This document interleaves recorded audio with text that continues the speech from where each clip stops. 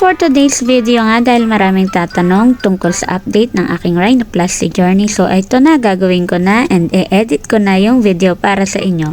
And sa video na to, sasabihin ko kung magkano, ano yung mga preparation, sinong doktor, ano yung mismong ginawa sa akin, at ano yung mga post-op care ko after rhinoplasty. Bukod nga sa namimiss ko na yung mga magulang ko kaya uwi ako ng Pilipinas, isa sa mga reason ay gusto ko talaga magpagawa ng ilong. Ever since bata ko, pangarap ko talaga tumangos yung ilong ko. As you can see, hindi naman po tayo nabiyayaan ng matangos na ilong. Kahit ngayon kapatid ko gusto rin magpagawa. Pero syempre, hindi ko pinopromote dito na magpatangos din kayo ng ilong. Of course, kung ano yung magpapasaya sa inyo, and kung saan kayo magiging confident, yun ang gawin nyo. So, I'm not doing this for anyone else. I'm doing this for myself, for my happiness, and for my confidence na rin. Although confident naman din ako sa dati ko pang ilong, pero mas gusto ko pa siyang ma-enhance and mas gumanda pa. Alam niyo ba na matagal ko na tong pinaghandaan? Sumali rin ako sa mga iba't ibang FB page about sa pagpapa-rhinoplasty and ang laking tulong talaga nito. Bago kayo magpa-rhinoplasty, make sure na nakapag-research kayo na maayos, emotionally, mentally, and financially prepared kayo. Like me, dapat prepared kayo sa mga sasabihin ng ibang tao dahil meron at meron magja-judge sa inyo. Dahil judgmental talaga ang mga tao. Wala na tayong magagawa doon.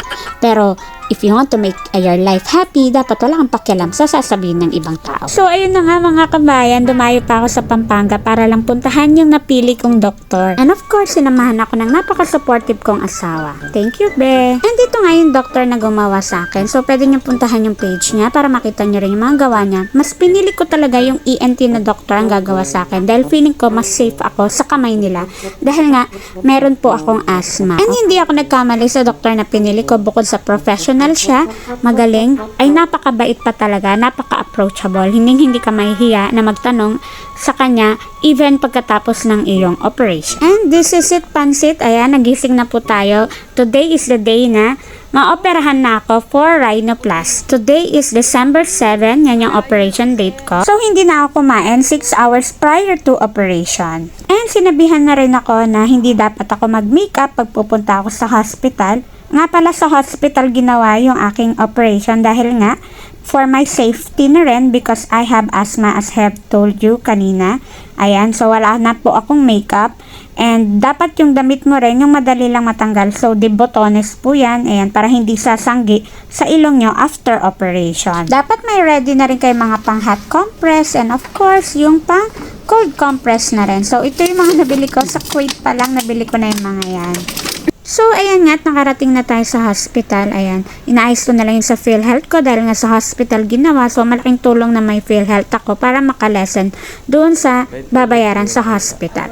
So, sa mga nagtatanong kung magkano nga yung binayad ko sa aking pagpapa-rhinoplasty, depende po kasi yan kung anong material yung gagamitin, anong klaseng rhinoplasty ang gagawin. Like for me, ang ginawa po is Gore-Tex Septa Rhinoplasty with T-Plasty gamit po ang ear cartilage. So, ito po ay 85,000 pesos pero dahil nga kinailangan ng PCL mesh, so nag-additional ako ng 10,000. So, naging 95,000 siya plus yung medication after ng operation is 2,500, naging 97,500 pesos. And dahil nga may PhilHealth ako, yung mga binayaran po doon sa hospital ay nawala na po. Hindi na po ako nagbayad dahil natanggal po yun dahil nga sa PhilHealth. At alam nyo ba na almost 5 hours bago natapos yung operation ko? At yung doktor ay gumagawa lang ng isang patient sa isang araw. Dahil sabi niya nga gusto niya ito yung una't huling higa mo for operation kasi ayaw niya ng revision. Under IV sedation nga pala yung ginawa sa aking anesthesia. And after 5 hours, ayan, tapos na. And pauwi na rin yan kami nung asawa ko. Ayan, kawawa, naghintay sa akin ng matagal. And one more thing nga pala, bago ako na-operahan, pinakita ko dun sa doctor yung peg ko na nose.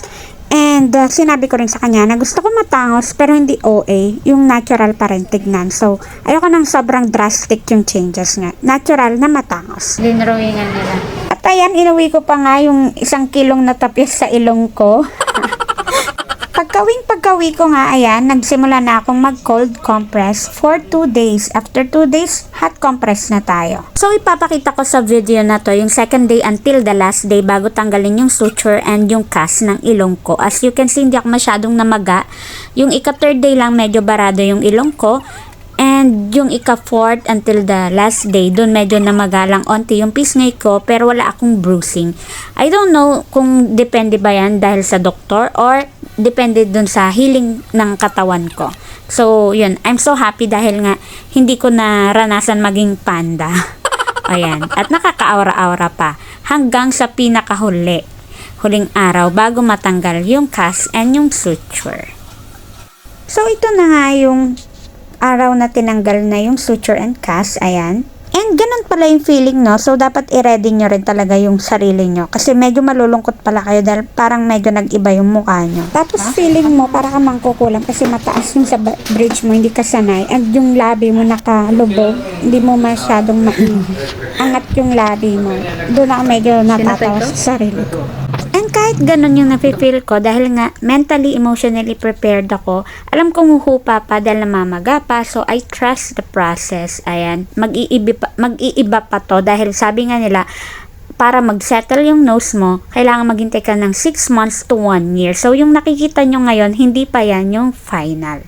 So, ito yung journey ng rhinoplasty ko. It's too early to judge kasi sabi nga, 6 months to 1 year pa. And again, I'm not promoting na magpatangos rin kayo ng ilong or magpa-opera. I'm just sharing, ayan.